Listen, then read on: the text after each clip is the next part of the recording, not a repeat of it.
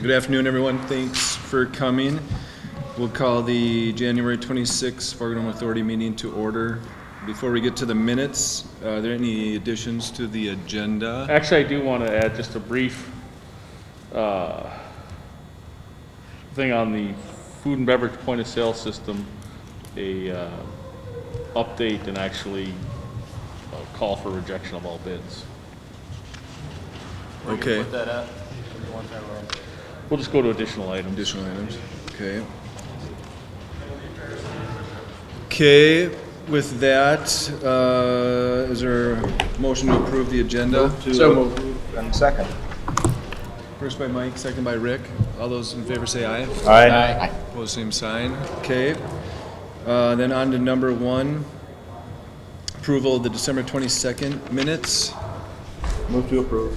First by Rick, second by Troy. All those in favor say aye. Aye. Opposed, same sign. Okay. Any old business to bring? Hearing none, we'll move to new business. Rob. All right, we'll turn to page 3, or 4, or 34, for the financials. As always, the month of December is on the left-hand side of the page. The year-to-date or year-end numbers on the right-hand side of the page. Real quick, over the month of December, we had a actual surplus of $457,000, we'll talk about it in a second, compared to a budgeted deficit of $100,000, so we were $557,000 above budget. On the event side of things, the final Broadway show that was budgeted and was not held in December, so that went through. The North Dakota Ag Show that was canceled went through, and the Rumble on the Red, which was canceled, went through, in addition to a late volleyball,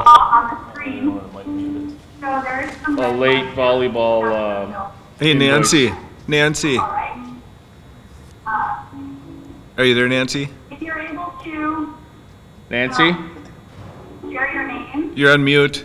by going into participants, you'll see Nancy? that you can Should we just turn her down? rename yourself. If you click on participants, click on the drop down, Okay, sorry. That's all right. add your name, and For variance on the other incomes, the $100,000 deficit on the advertising revenue, there was no accrual of the suite revenue and reversing that. And then that's where the big surplus comes in with the $763,900, which was a $740,000 payment for the insurance claim, business interruption insurance claim, as we've discussed. That was the final payment, so the total received through that claim was the maximum $1 million of business interruption due to communicable disease for that. Any questions on the month of December? Okay, year to date then, so we ended 2020 with a total deficit of $770,457. So that was a little over $1,050,000 below budget. Prefer to just focus that it was $770,000 below zero. So the deficit on there, keep in mind that is after the $1 million insurance claim. As far as the event income comments, we were about $2 million below budget with all of the event cancellations and postponements. One of the bright spots, if there is a bright spot to 2020, is that our full-time staff here was very diligent, worked very hard to save as much money as possible. So we were able to save $634,000 in operating expenses. So we were $634,000 below budget on that through a combination of utilities management, labor management, actually between Thanksgiving and Christmas, or just finished up here earlier in January, anywhere from 9 to 15 on a daily basis. We're out painting or sanding, priming, cleaning and painting the handrail. So we got all that done and doing a lot of other projects. So we were able to take projects that we would have normally farmed out to contractors at major dollars and flip our regular full-time staff over to perform those duties and get that done. So it's not very many of us that have been working under our normal job description, say, for the last 11 months. So, but that brought us to the total deficit of $770,000. Any questions on the year-to-date or December financials? I will point one other thing out, as Susan did at the Finance Committee meeting. The next page, the balance sheet, we show $5.1 million in cash and cash equivalents. As I look at the liabilities, we have about $4 million in obligations there, so there still is around $1 million of excess cash. So that $770,000 can be offset by that to start with. That's not saying that because we're going to have a slow first and second quarter of 2021, there may be that need to access some funds in the FARGODOME surplus fund to fund the operating deficit in the short term. However, as you recall, that's at about $46.3 million and can be used for that. So it is also important that while we're all disappointed to have the deficit of $770,000, that the City of Fargo General Fund does not fund that, and there is no effect on that as well. Any questions? Any questions on financials? Mr. Chair. Move to approve the December 31 financials. Okay, first by Rick. Is there a second? Second by Dave. Roll call? Troy, Yes. David. Yes. Nancy, Yes. Blake, Yes. Rick, Yes. Mike. Yes. Okay, thanks. All right, current events then, moving on as we continue and we start 2021. Still a bit of a slowdown. However, I actually have some promoter activity in the building with the Red River Valley Boat and Marine Products Show started to move in and set up today. They'll move in through Friday morning. We will have that show Friday, Saturday, Sunday of this weekend. We are operating under the State of North Dakota Governor's Office recommendations of no more than 5,000 people at a time, which will not be an issue for the boat show. So we'll be able to handle that. And then for February and March, we are planning the North Dakota High School State Activity Association, the High School State Wrestling Tournament will be February 18th to the 20th. Again, they are operating under somewhat of a limited capacity. However, for this year, we have spread the tournament out, and instead of going into the basketball set where we bring in the south seats, we're staying in the football set with the football turf. They're using 12 competition mats instead of 8 competition mats, spreading the seating out throughout the entire east side, as well as the eastern half of the north and south ends. And so attendance will be nearly what it normally would be close to.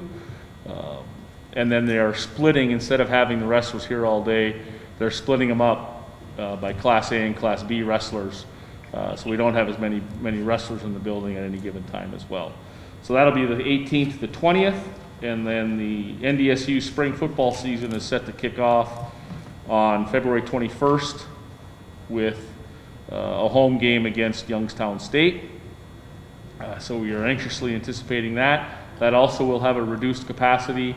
I believe those numbers are being discussed and worked out between NDSU Athletics as the ticketing coordinator and the mayor's office, but all of the same safety protocols and things that were in place, such as mask mandate, distancing, things such as that were used in the October game, will be in place for this spring season at least as well.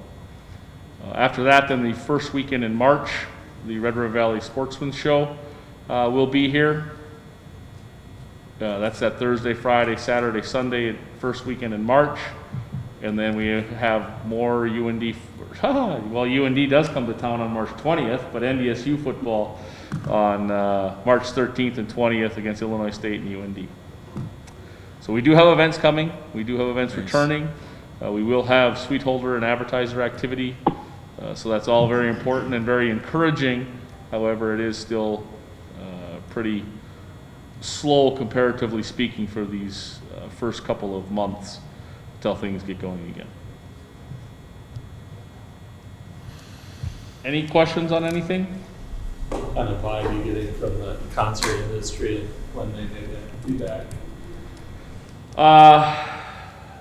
You know, I've heard some, first and second quarter, pretty much indoor is non-existent. There are a couple that are looking at some parking lot concerts, things such as that. They're not a revenue source for buildings such as this. We're going to focus on NDSU football, the events we have, and then prepare into, we're discussing RibFest right now. I don't think you're going to see RibFest of years past, but we're definitely wanting to do something. So we're trying to figure out just what we can do, since that's in that early June time period. The amphitheater season, I'm hearing, which typically picks up late March, April, early May, has kind of been pushed to July. So everybody's still waiting and watching, seeing what happens. Obviously, we have Maroon 5 and Guns N' Roses both in the early part of August, so we're waiting to hear that. Have had a few inquiries regarding the fall, mostly fourth quarter, but again, still waiting. You know, as you recall, most of the shows, the concerts, the touring shows that happen in Fargo are the same ones that are happening at Target Center or Excel Arena in Minneapolis, St. Paul, United Center in Chicago. Your professional hockey, your professional basketball arenas, and until those schedules start to get settled a little bit, there's going to be some difficulty, I think, for the touring industry to figure out just where they can go and when they can go there. So I think it'll pick up more like fourth quarter 2021, and it had a fair amount of interest for 2022. Of course, everybody and their brother and their sister and their uncle and their uncle's uncle and their cousin and their neighbor wants to tour and get back out. So there's, for once, might not be enough buildings for the amount of tours that want to be out. Any other questions? I should know this, but do we have any PPP opportunities in this second round with, I thought there was venue language. We are investigating that. Is it? Susan is looking more into that. It's been pretty confusing Since we're as far as purchasing. what exactly is there. Since we are a government entity owned and operated by a city government, it becomes a little complicated. However, we are an enterprise fund, so there are some technicalities that are being worked through. So there is possibilities. I know Susan, I believe, has sat in on at least one small business administration webinar, if you will. I've gone through a couple of things with the North Dakota Department of Tourism, so there could be an opportunity there, but to what extent and or the full eligibility, we do not know yet, and I don't believe those applications have opened yet. I believe it's getting close to that time, though. Susan, do you have more on that? Okay. Thanks. Not a problem. Yeah. If there's nothing else, that would conclude my report. Okay, we'll move to committee reports. Thank you. The Finance and Building Committees met on January 20th. We reviewed and approved the November and December financial statements, and having heard all of that from Rob, no need to go into that further. The ticketing RFP update, there was a time that we actually, that was set to expire on August 31st, the contract with Pacolian, whatever it is. Pacquiao. Thank you. And that's been, we agreed to or suggested to push that back to March 20 of 22, if I'm not mistaken. And there'll be an RFP sent out, an updated RFP for the system to take effect in March of 22 or sometime after March of 22. And Rob, if I miss anything on this, just feel free to jump in. Certainly. Project updates, dressing room and catering room remodel, nearing completion, should be done by mid-February. Identified some canopy repairs that may need to be completed, most likely minor structural and cosmetic repairs, and those will be paid for out of the capital funds and will be further discussed in the upcoming months. Parking lots, the parking lot repairs have been put off for some time due to the building redesign plans or lack of plans, and informed that that really needs to get done now. The parking lots are in significant need of repair, and we'll be taking a look at that. And you'll work with the city, Rob will work with the city and Public Works on how and when repairs are made. The LED lighting update, Rob brought us up to speed on some rather significant plans for LED and lighting updates. Still looking at the planning phase for that, and most of that work will be done in 2022. Rob, anything on the project updates? Couple updates since they're on the dressing room catering remodel. We actually got the certificate of occupancy today from them, so they're still working on the punch list and doing a couple things, but they're going through there. On the canopy repairs, as a reminder, capital funds means excess capital funds. So it's not going to be in the capital budget. It'll be something that once we see the bids or proposals come back, we would ask to use excess capital, so out of the 46.3 million surplus. In talking with R.L. Ingebretson earlier, since Finance Building Committee, they may be looking at a construction, potentially trying to do a construction start date as early as May. So that should be coming forward here fairly soon. The parking lots, again, just working on that. I think I read in one article that they said we were looking at doing them this year. That's not a this year project. That's a 2023 and beyond project.